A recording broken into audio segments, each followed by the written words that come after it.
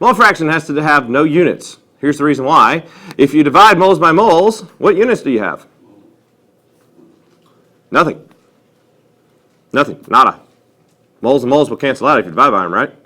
If you divide gram by gram, what's going to happen? It's going to cancel out. So there's no unit to convert to. It's just a ratio. It's just a decimal. It's just like percent, but we don't multiply it by 100. Okay? So the formula you really need, it depends on what you're trying to find. If you want the mole fraction of solute, you do the moles of solute on top over the total moles of solution. If you're doing the solvent, you put the solvent on top instead. That's the difference between the two. In general, this is your formula down here. It's whatever you're looking for in moles above the total moles. And don't worry, we're going to do some samples. It's just like the same crap we've been doing except the units. And just treat it like a percent problem, except there's one thing. We don't multiply it by 100. That's it. You put them both in moles, you put part of a whole, and that's it. You're going to get a decimal. You're not ever going to get a whole number here. If you get a whole number, you've done something wrong. FYI. Okay? Okay. Man. All right. Arrange the number for mole fraction, yada, I just told you. Don't have anything over 1. So it's just like percent, okay? You don't have to write this down. But if you take a look over here, this looks like a pie graph, which it is a pie graph, but they did not put it in percentage. They didn't. It's in a decimal form, but what's the difference between a decimal and a percent? 100. Times 100, that's it.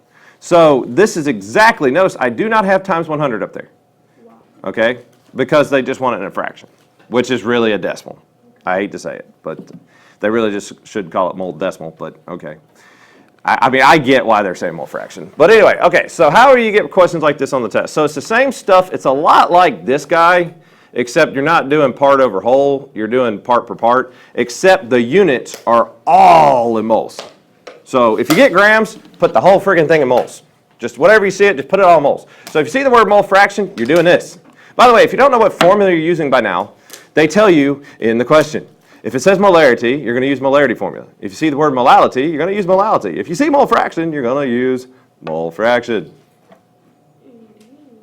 If you see the word percent, you're going to use percent by mass. That's the next one you're going to learn. If you haven't figured it out, they gave you both mass. Don't freak out if you see that, because a lot of people are like, well, I'm going to put this in kilograms. No. They don't say molality. They say mole fraction, which means you need to put both of these in moles and do a fraction thing. So a lot of people want to do this. They're like, okay, well, I got to have part of a whole, right? So should I add these two together? No. You can add them together, but not when they're grams. Because if you do that, you can't convert them to moles, because that's two different compounds and they don't work out. You want to convert them both to moles first, then add them together. And yeah, you can add them together when they're all in moles. Okay? So let's do that. You got two separate conversions you got to do. You need to convert 128 grams of SO2 to moles. Okay. So basically you're ending up dividing. So 64 basically will go into this twice. So I know you're going to get 2 something, or maybe 1.99. Okay. I'm doing it all in my head here. Moles. I'm guessing, actually. I have no idea how many times that's going to go in there. 30 something? Sweet. So when you get them both in moles, you got to do your mole fraction, which is whatever part you're looking for over the total moles. Well, we need the total moles here. So add them together. What's this plus this?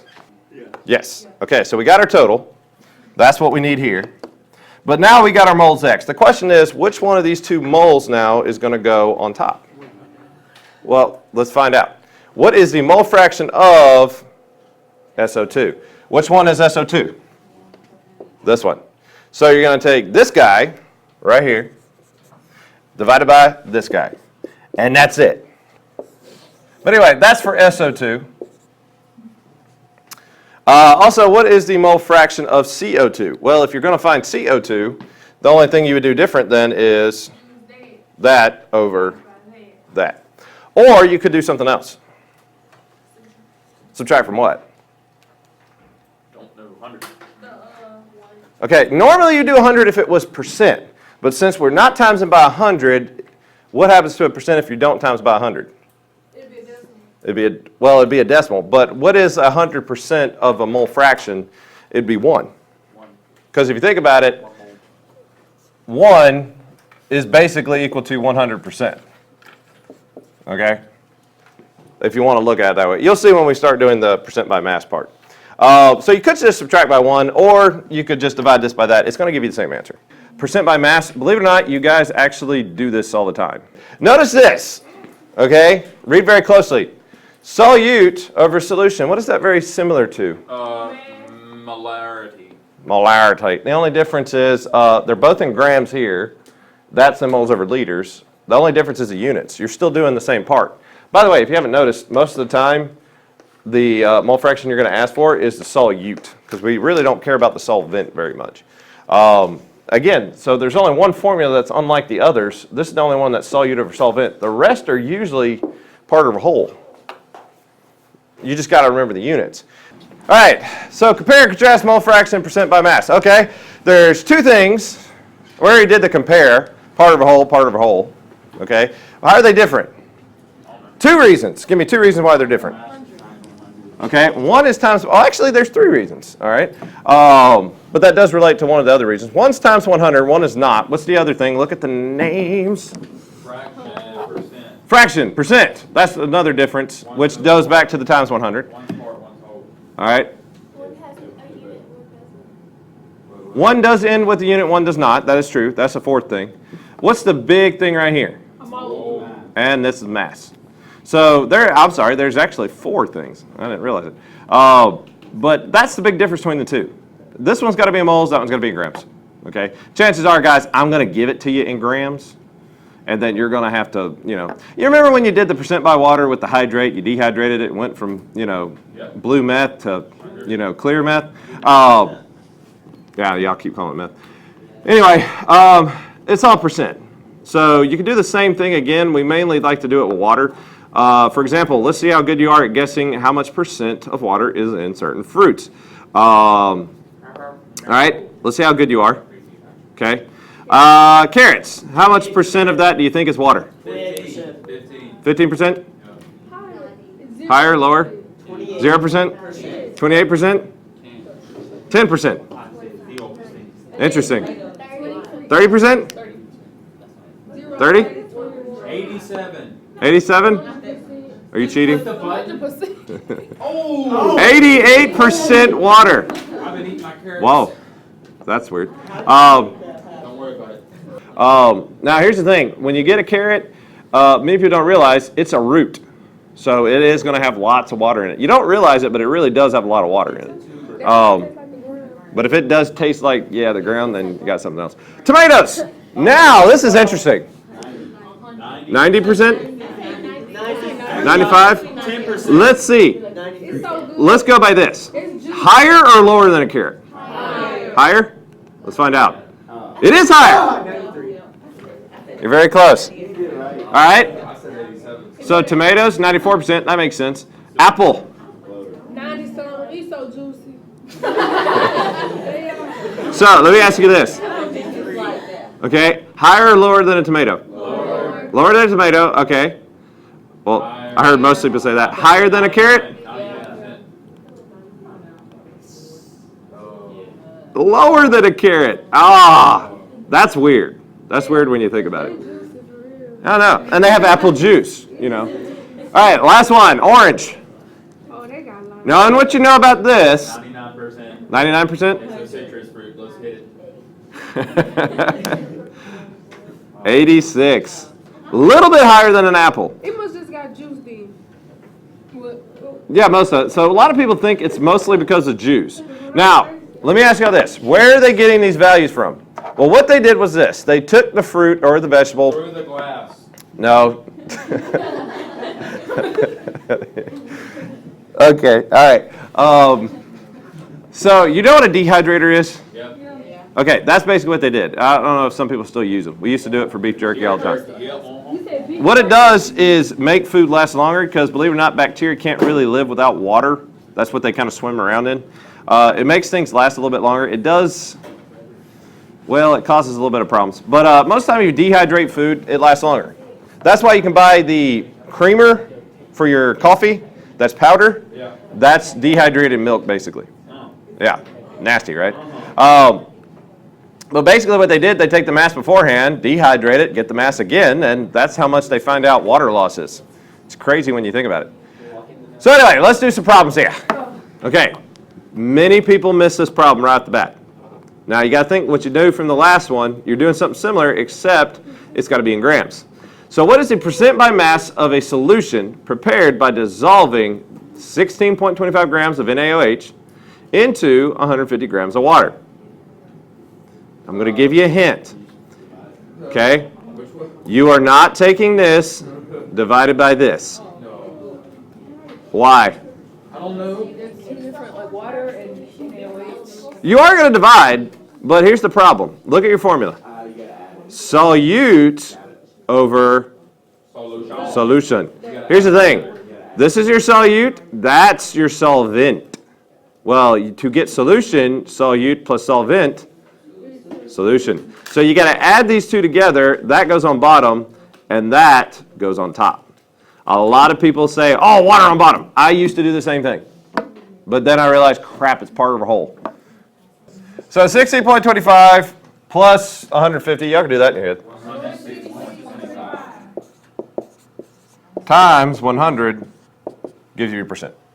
Okay, example 2. How many grams of baking soda, that is baking soda, are needed to prepare 1,000 gram of 4.5 aqueous solution of baking soda? In other words, look very closely here.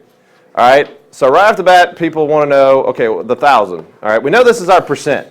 So you can plug that in over here to your percent. If you need to move this equal sign over here, it might look like our normal formula, which is the part over whole times 100 gives you percent. Okay, if you need to rearrange it, go ahead. So they give us our percent. So we got 4.5%.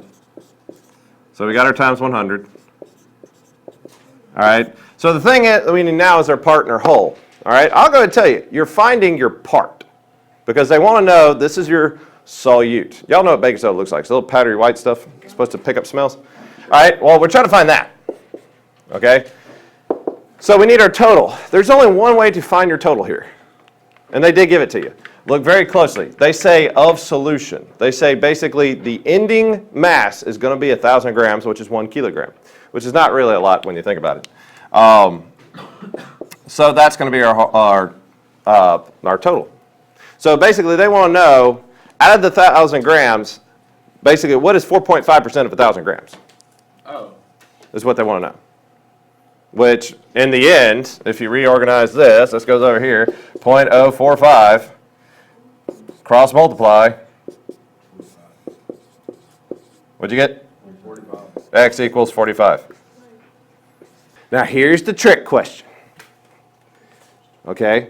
Now, what is your total mass going to be when you make the solution? It's a trick question. Total mass. It is 1,000. Yeah. Okay? So that's why I said it's a trick question. Some people think they're going to add 1,000 to 45. No. You are 45 grams of this 1,000 grams is baking soda. 1,000 is the whole. Okay? Now, if I were to ask you, we know this is how much baking soda. Soda. Okay? 45 grams of it is baking soda. Well, how much water will you need? Like 50 something. 50 something? 100? To get 1,000. Oh. 955. How'd you figure that out? Subtract 45 from the So 1,000 is your total. Subtract 45 grams. And you're going to get 955. They didn't ask that, but if I were to ask you to go make this solution, you would need this much water, that much baking soda. So add them together, what do you get? 1,000. It's a percent problem. The answer was this, but I'm trying to show you, be sure, because you might get a question like, how do you make this solution? There might be questions like that. So you got to mentally know, like, okay, I'm mixing this to do all that kind of stuff. Okay, so let me ask you a question. Let's say you made your coffee in the morning, or whatever. Okay, and all of a sudden you accidentally put too much sugar in it. I drank the bottom of my Okay? Okay, you can't throw away your coffee because that's the last little bit. All right? And you can't basically you can't make another cup because you already used up all the sugar. So what can you do to your coffee to make it not so sweet? Add more coffee. Add more coffee, Yeah. which is known as dilution. So we can't just play with the solute. We can just add more solute to make it more concentrated. But what if we want to make it less concentrated? Okay, well that's when you add more solvent in. And that's how this formula is going to work. This is all about the solvent, how to dilute it. Now, I will tell you, this is the more difficult of the bunch. It is all molarity, which is moles of solute over solution. So do not worry about these guys, okay? Forget about them right now. Just focus on this guy. But there's a formula that is very, very similar to what you've done before. M1 V1 gives you M2 V2. What formula is that very similar to from the last unit? Very similar to Boyle's. Guess what? The math works exactly the same. Yeah, there's just one problem. The answer you get in the end is not the answer they are looking for on some of these. You kind of got to think what you're doing before you do it, okay? So I'll give you a quick little sample here as we go through. Example 1 here. It says, if you have a 25 milliliter, and I usually say draw a picture with this, okay, because it does help out. And after we do the lab, it'll make more sense. If you have a 25 milliliters of 12 molar HCl and you add 25 milliliters of water, what is the new concentration? Okay, so imagine you have two beakers. Here's one beaker. Here's another. Okay? So here's your water. All right? With me so far? Okay? You sure? All right. So here's your water. This is your stock of water. You're going to start putting stuff in here. Okay? So you look over here. You have 25 milliliters of 12 molar HCl. Okay? So this is currently 12 molar HCl. Is that very concentrated or low? That's very concentrated. That stuff will burn your face off. Okay? HCl. All right? So right now it says you're currently at, if we look on the side of the line right here, you're at 25 milliliters. We want to dilute it to make it not so violent. All right? It says now add 25 milliliters of water. What is the new concentration?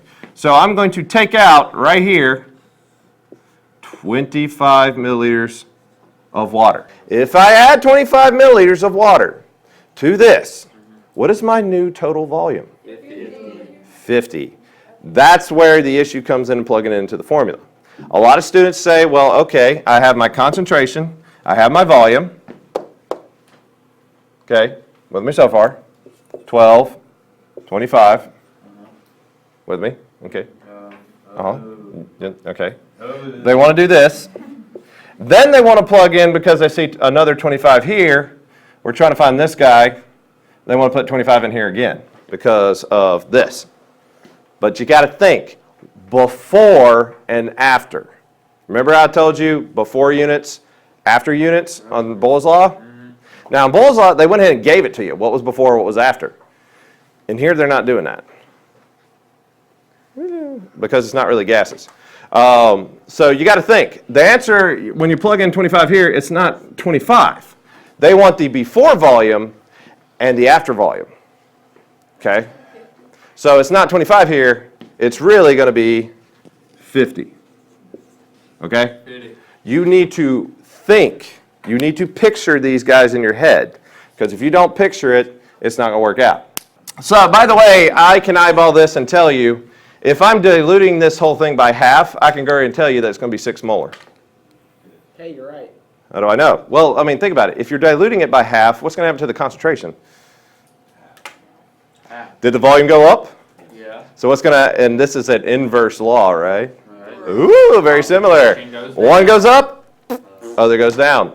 If it went up by half, it's going to go down by half. Guess what? Science comes back at you again. All right. In case you didn't see that, how would you plug this in your calculator?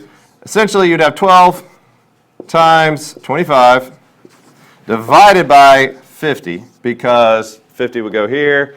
You have to divide 50 by both sides. Your new concentration would end up being, well, this would be X. X would equal then 6. Example 2, there are 2 parts here. We got a 2-parter. All right, so how much of a 0.8 molar KCl, all right, that's one concentration. It says right here that you're wanting to make a 500 milliliter solution of this. So that's your final right there. So they want to know how much of this are you going to put in there? This is a 2-part question because then they ask you how much water you're going to need. So imagine that you don't have anything in here yet. Okay? 500 milliliters is your final volume you're trying to get to. You're trying to figure out how much of this you're going to put in there and then how much water you're going to put up to for the 500. That's essentially what it's asking. Well, guess what? You still use the same formula. To find how much of this crap you're going to need, that's going to be your value, is V1 right here. They give you this, they give you that. Your final volume is that, so you just need to just put it in. So let's plug a jug. 0.8. You're trying to get to this concentration. 0.25. And you're doing it in this one. Oh, by the way, surprised nobody's asked me this yet.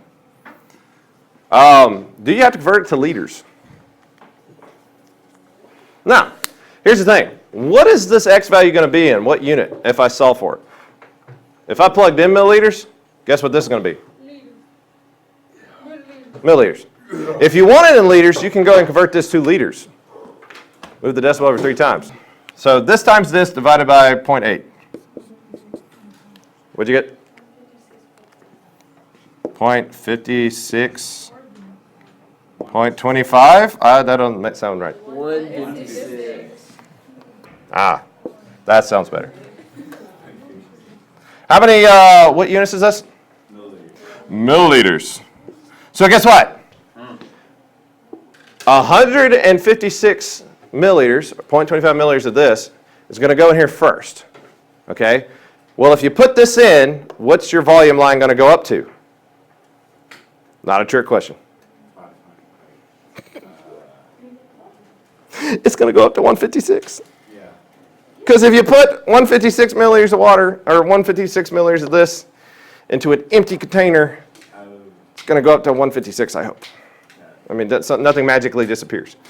Okay? Well, here's the problem.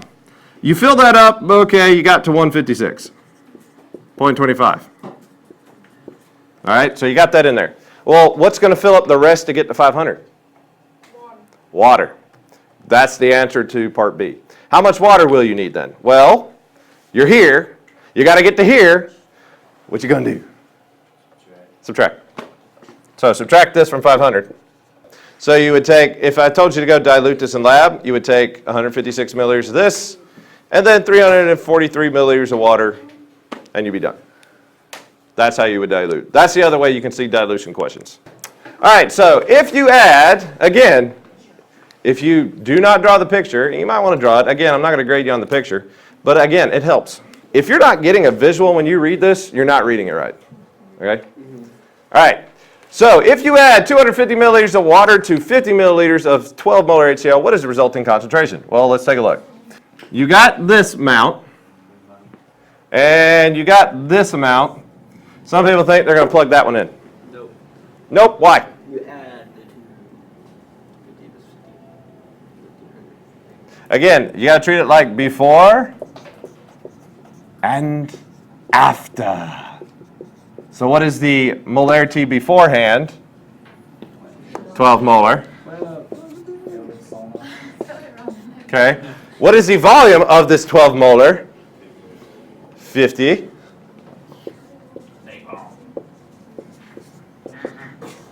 And you're trying to find the new concentration.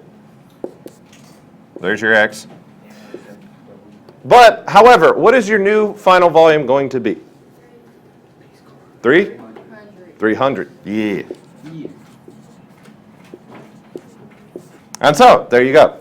So if I'm trying to give y'all 300 milliliters of a 2 molar solution, I got to take 50 milliliters of this and then add 150 milliliters of water to it. I'm sorry, 250 milliliters.